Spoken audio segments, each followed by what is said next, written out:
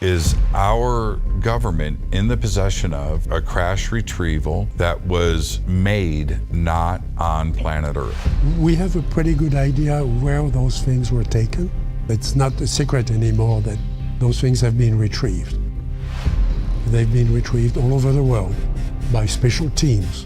They've been taken to the best labs. The Ukrainian researchers said, we see these UAP under all kinds of visible conditions, a lot of the time in lots of different locations. We also have the Webb telescope that can look at such an object from a different direction than the observatories on Earth. The myths are consistent with oftentimes referred to as the gods. And there's a lot more going on here, not just on this planet, but on other planets. I think this is the Ark of the Covenant. There were actually multiple arcs. History isn't what we've been taught, and we're going to get to the bottom of it.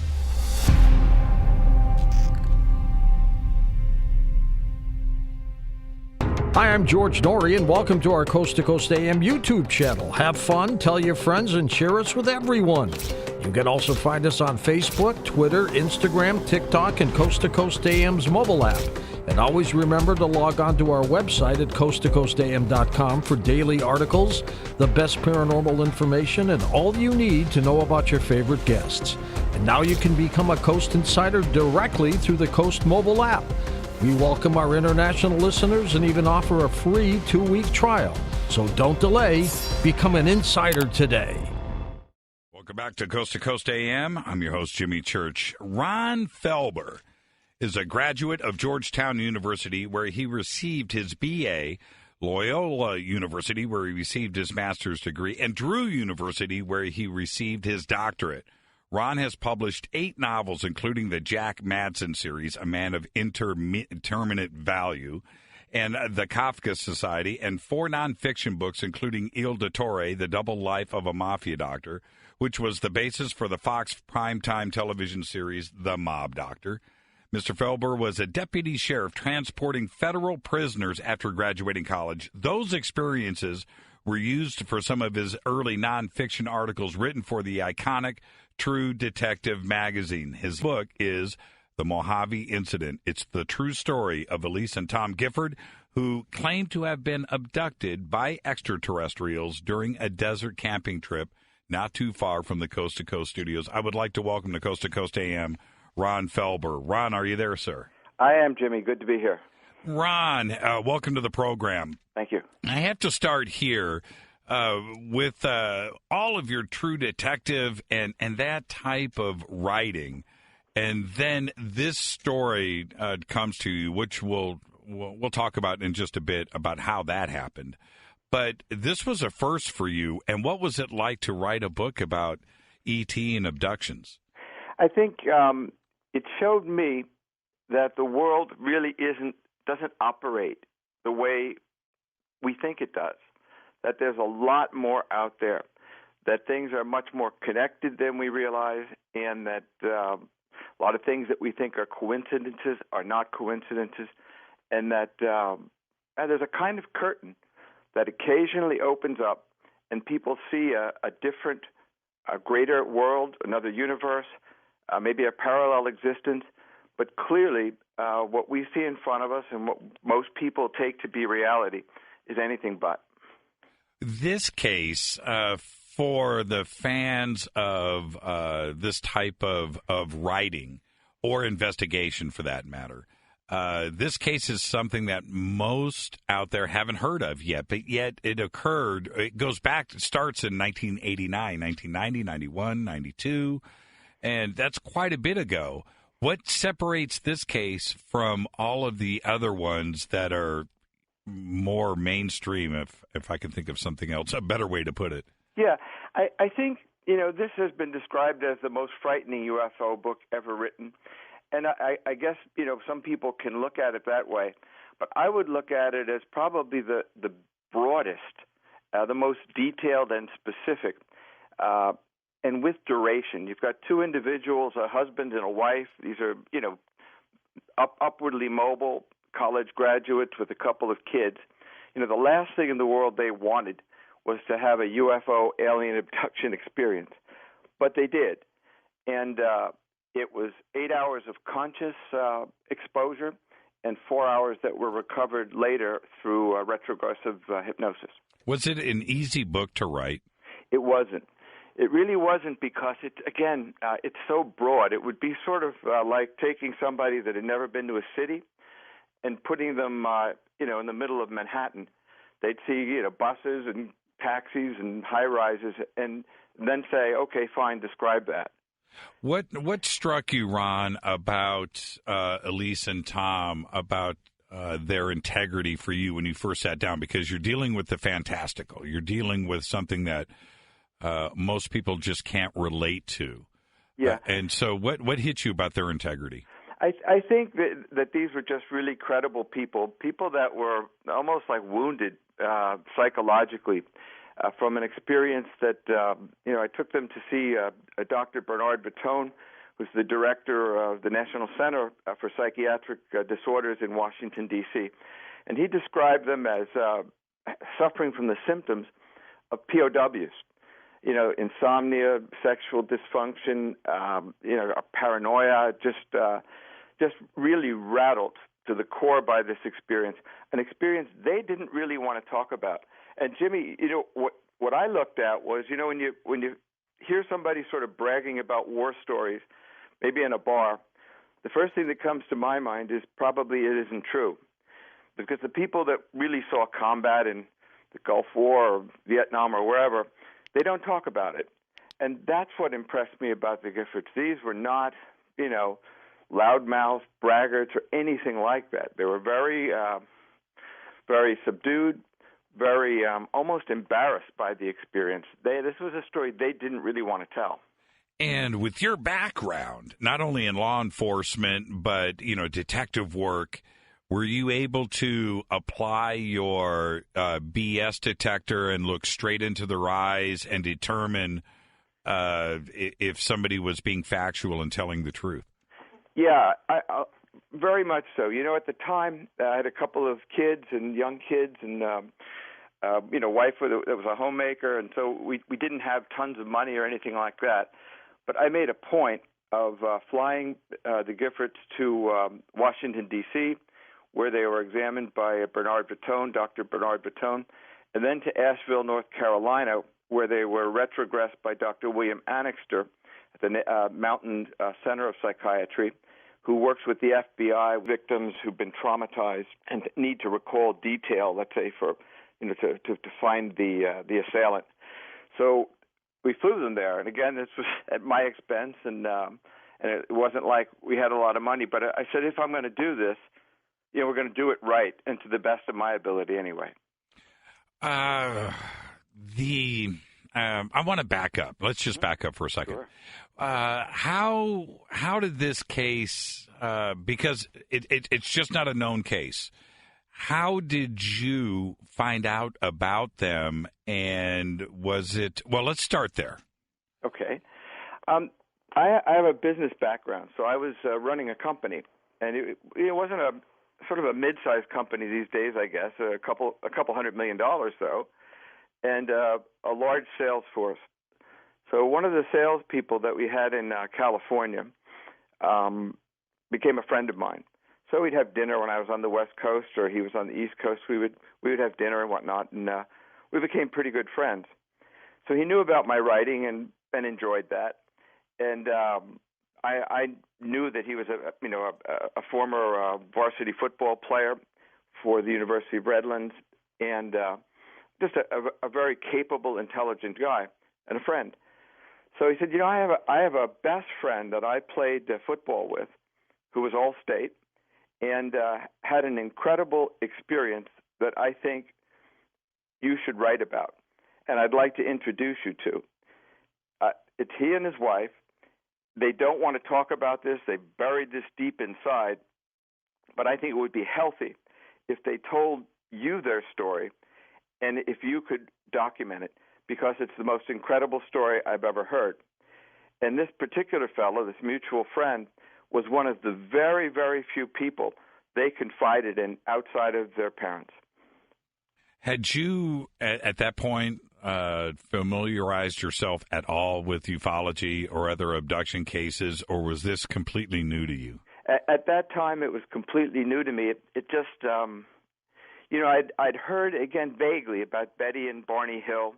I never read the book, or I've read it since, but at that time I hadn't read it. I've heard about it. And, of course, Life magazine had photographs going back to the late 50s of these grainy photographs of UFOs.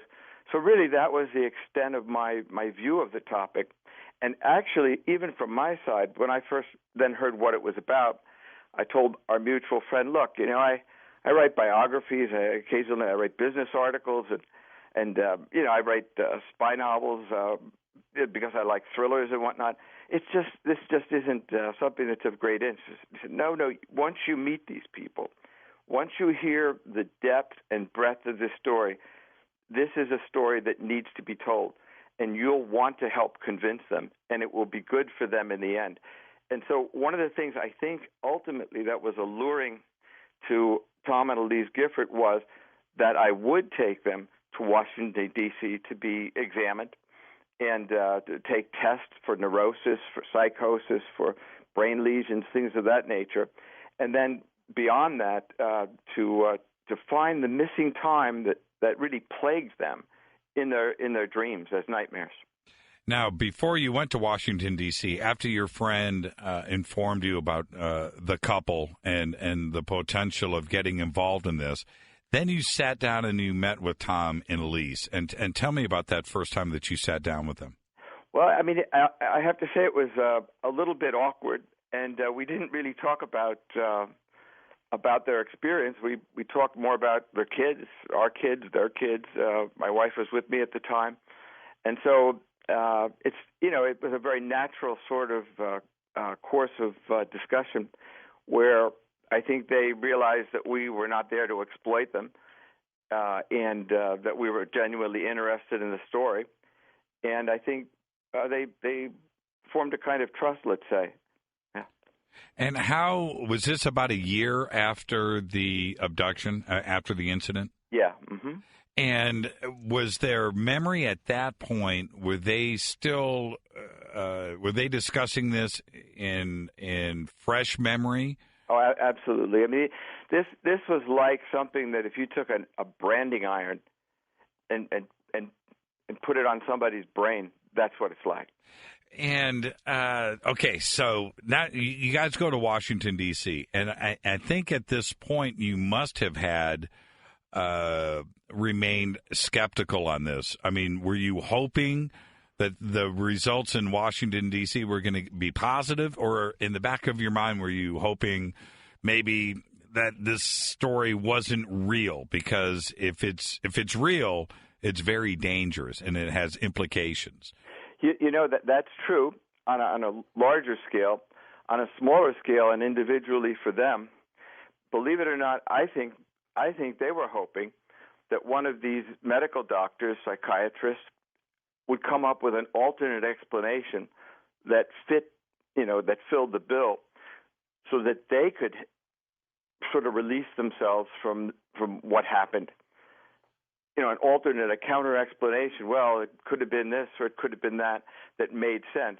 But that isn't what happened. And as a matter of fact, both doctors, were very firm in their final summaries.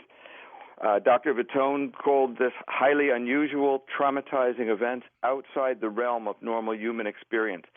Dr. Annixter called it the most compelling case of its kind that I've ever encountered.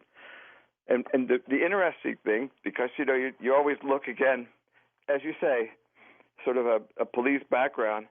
So, I wouldn't let Dr. Annixter, after the retrogressive hypnosis sessions, off the hook, because it's very easy for people to sort of get wishy-washy.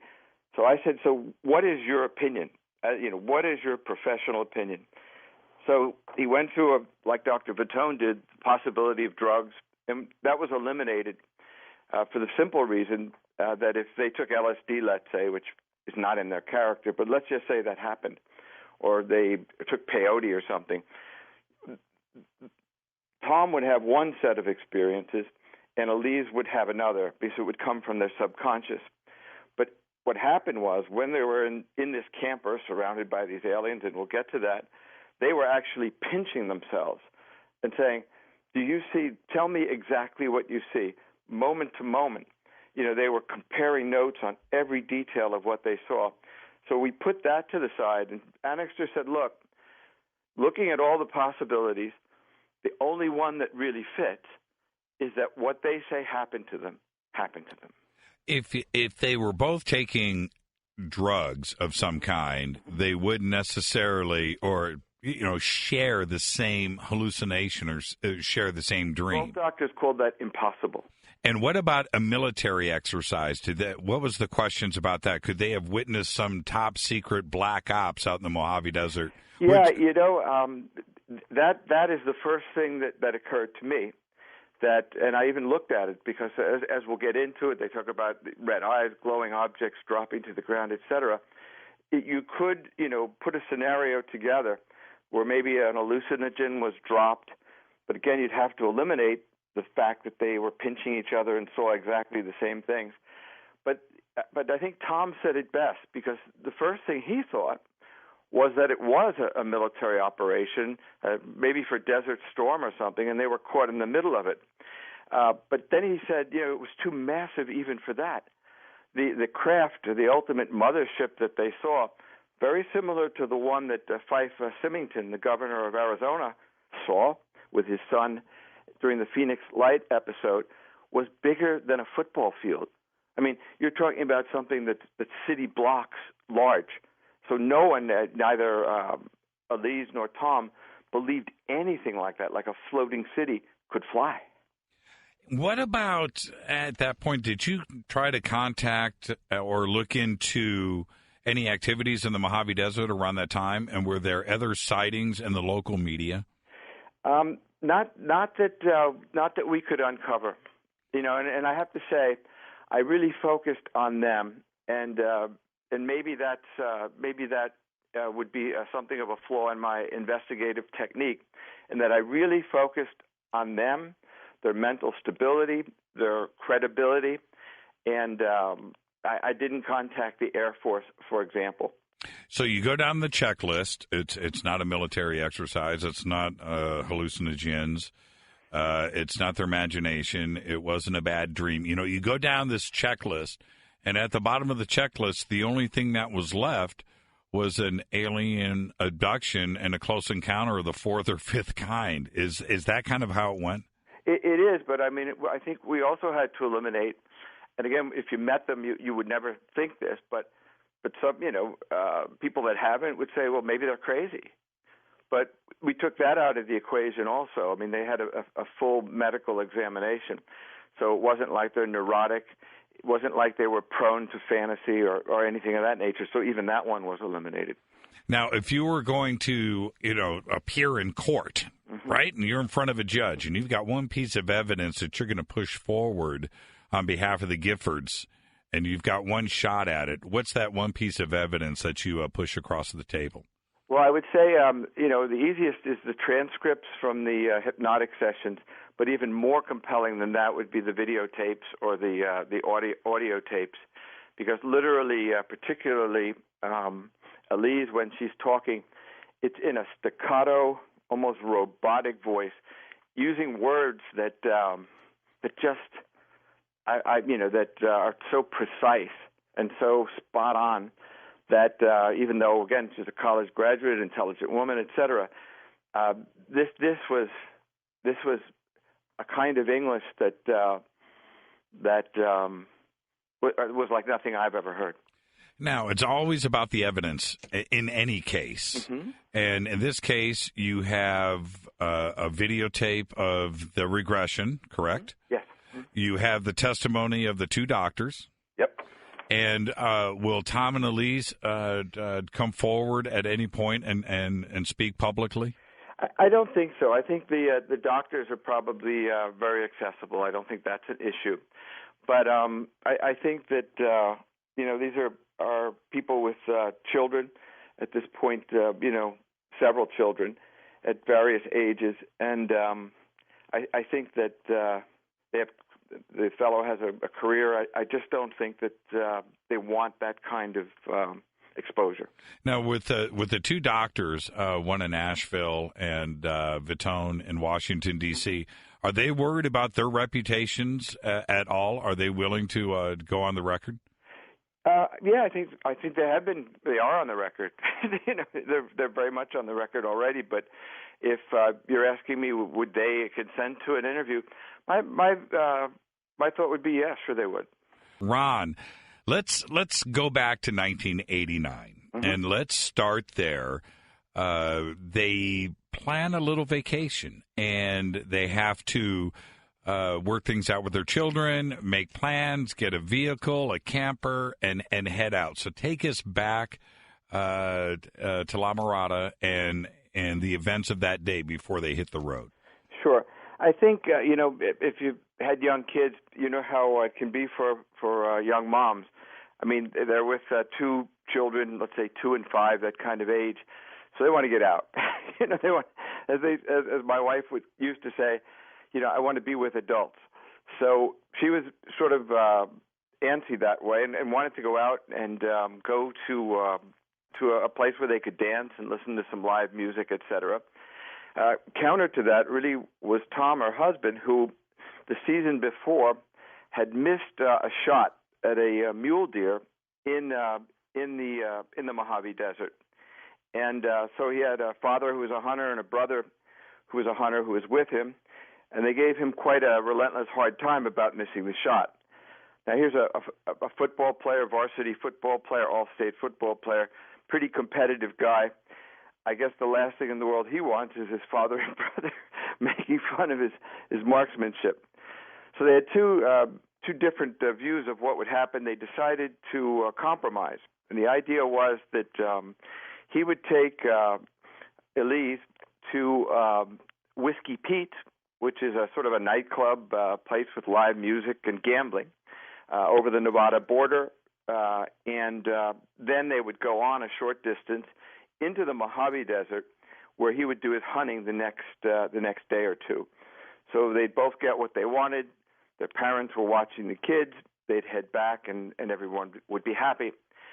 Well, what happened was that when they did go to Whiskey Pete's and left for Mid-Hills campsite, and this was very unusual, and this is what I'd meant about coincidence, the campsite was completely full, which then compelled Tom to say, hey, look, I know this desert like the back of my hand. I've been coming here since I was a kid with my father, even though it's dark, and this is very rough terrain. Let's take the camper in. We'll go into the desert, and we'll cook up a couple steaks. I'll make a fire, and and we'll just move ahead and sleep in the camper. So they were a bit derailed right from the beginning, Jimmy. And the camper is self-contained. They've got a bed, they've got stoves, they got lanterns, they've got everything that they need there. So there wasn't a necessity to stay at the campground. What you have at the campground is other campers. So, but they don't need the campground. So they take off and they head through to a secluded place, and that's where they choose to stop. But they don't need they don't need anything, do they? Yeah, that's correct. And this is a very interesting area, the Mojave generally, but particularly this area, which is very near Sema Dome. And Sema Dome is the most perfect natural sphere in the world. And also this area with Tabletop Mountain, the New York Mountains, in that basin, companies like Alumax mine rare earths like cerium and lanthanum. So a lot of these things are used for laser weaponry, for example. So it's a very eerie, volcanic sort of, terrain, very rough. Were they familiar with some of the Indian legend or the other sightings that go on out there all the time? You have black projects and secret aircraft and so forth. Lockheed Skunk Works is close by. Area 51's not too much further away. China Lake, the naval installation, is there. And there's strange things in the sky every single night in the Mojave. Were they familiar with that? And at this point, was there anything strange that was going on in the skies? Well, I think that certainly Tom would be familiar with that. But as far as Elise, probably not so much. So when they get there, it's absolutely desolate, and it's a clear night, a clear, crisp night, and basically they start roasting marshmallows. And oddly, and this is the kind of detail that makes this so credible to me, is there are these kangaroo rats and whatnot, and they think it's kind of comical, so they're throwing, bread out, and these sort of squirrel-like creatures are taking the bread and scampering away. Then all of a sudden, everything stops, and the desert at night is pretty noisy, but everything stops. There's no sound. Everything recedes, and so it's an eerie feeling. There's a campfire that Thomas started, and he glances over his right shoulder to a mountain, and he sees a UFO, maybe 30 feet in diameter, right there staring down at him. And, of course, it sends a terrible shiver down his spine. He's paralyzed. And then it goes back behind the mountain, almost like a game. Now, Tom had a UFO experience when he was 8 years old. He was fishing with a friend, and he had an object that they saw in the sky. They felt like it was following them. They dropped their fishing poles and ran. They had some missing time. He really never talked about it much. But when that incident happened, it really freaked him out. I mean, it really tore through him. Now, his wife, of course, never wanted to be in the desert by herself, just the two of them anyway, and was pretty nervous about it because aside from maybe, military exercises, this was also an area where motorcycle gangs might, be trafficking drugs and things of that nature. So she was more concerned about that sort of thing. He buries that, doesn't want to talk about it with her, doesn't want to make her more uncomfortable than she already is, but he's terrified. So there's a definite sense at that moment, and you spell it out really clearly in the book. She's trying to do small talk to keep her mind off of this situation, being alone out in the middle of the desert, and he's thinking about the object he just saw, and so his mind is somewhere else, but yet he's trying to be comforting to her at the same time. So this thing was going down between them, and neither of them really knew what was actually on the other person's mind, did they? Yeah, exactly so. So actually, he tries to put this behind him as best he can, and play the cool role for her mostly. And they're roasting marshmallows and stargazing. And again, this is a guy, who is fairly intelligent and pretty well read, and so he's looking at the different constellations and identifying them, and so this and that, and this is a double star, and this is how double stars work. And his wife looks out and says, well, if that's a double star, this must be a triple star, sort of a half joke. And they both look at this glowing object that's larger and brighter than any of the other stars. And as soon as they see the one, in the blink of an eye, there's 8 more. So now there's 9. They look at the 9, and he says, well, maybe they're weather balloons, which, is probably the most inane explanation. Or maybe it's the military craft. They're always experimenting and stuff around here. So she says, I don't know. Look. And now these 9 objects form a sprawling M configuration on the horizon and start communicating or seem to be blinking lights to one another in a kind of code or communication. So now he's really sort of beside himself, panicked. She's getting really panicked. And now there are hundreds of shining objects that actually almost, that mask the sky. And they start dropping to the ground. Now, they know the terrain is so rough that no wheeled vehicle could be charging at them the way these things are. But what comes out of these objects when they fall are creatures, and the creatures have red eyes. And what they see coming at them as these things are landing to the ground are what they describe as thousands of pairs of glowing, shining red eyes. Now, Ron, let me jump in here for a second for the audience. I want everybody to understand at this moment what is going on. It looks almost like fireworks or something. The sparks, these bright objects, of which there are hundreds, maybe thousands, are floating now down to the surface of the desert. And they are astounded by this. They could be little craft or something that these creatures are coming out of. Could be the creatures themselves. We don't know. But it's like a fireworks show, and it's shimmering down to the surface of the desert.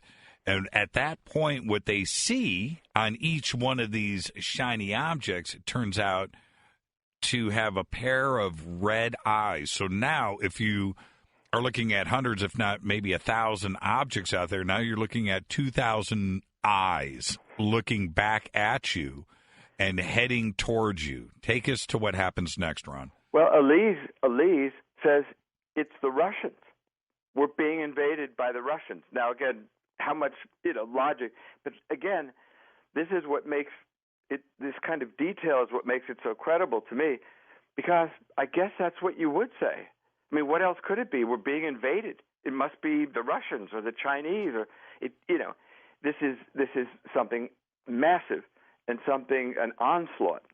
So Tom runs to the back of the camper. He gets his shotgun. He has 2 shotguns, a Remington and a Browning. He gets the Browning. He has a loop of ammunition around his chest, and he's ready to start shooting. All of a sudden, she gets these telepathic messages that are very pervasive, and it's basically don't try to harm us, don't act aggressively, or we will kill you. Put the gun down, get in the back of the camper, and sit there. And she tells him, she grabs him, don't you hear what they're saying? Don't you hear? And he does now. And like in a daze or hypnotized, they walk back into the camper, sit there Indian style next to one another, the shotgun across his lap, two gray stumps almost. I can't think of a better word, or bolts almost, like a fire hydrant, that are electrified. Keep them in there, so that as if Tom tries to he's furious, tries to get out again, these things come forward to an equal measure. So if he goes a foot forward, they go a foot forward, and they're electrified.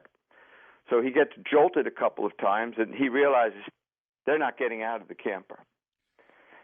The two sentries, if you will, they're sitting there at the campsite. They're facing the back of the pickup truck, and they're almost robotic, aren't they? And which is menacing. They don't have any emotions or anything. Their job is to make sure that they stay where they are. And Tom and Elise figured that out very quickly.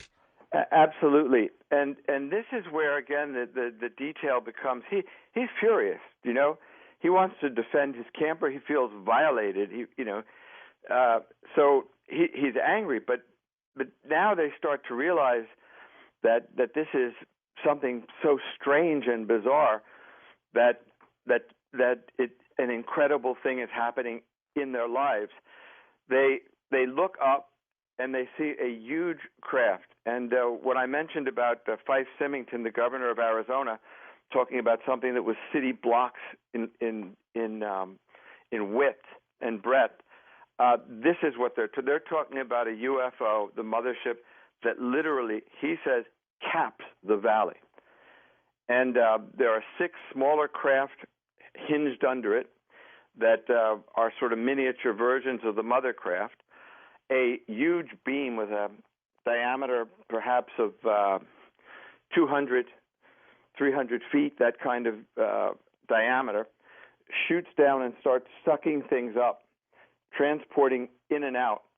In the meantime, and this is what, again, makes it so like a veil lifting to another reality, there's what they call a searcher. It's a triangular sort of vehicle that's like a drilling device. And suddenly they smell like burning rubber, sulfur, this terrible heavy odor.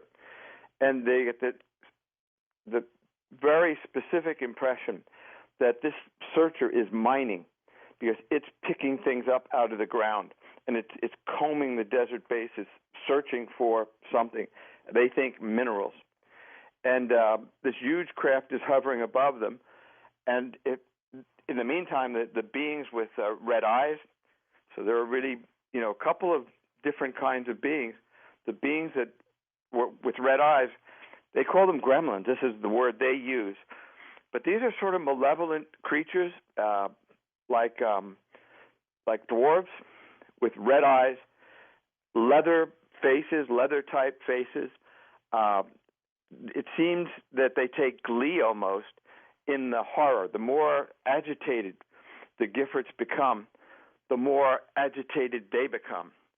And around the camper, suddenly, appear 9 illuminated figures. And these are described in great detail by both of them. But again, spindly, large heads, raven black eyes, totally illuminated, maybe 5 feet, 5'4" in height, an underdeveloped torso, let's say like a 3 or 4 year old, and long spindly appendages. And they start to deliver like telepathic messages. They start to experiment on the Giffords.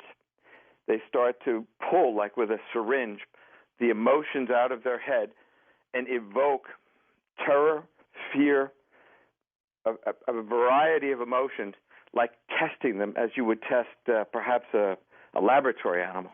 Let me jump in right there.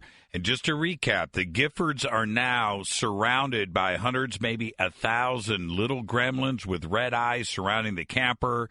They have a craft that is descending in front of them.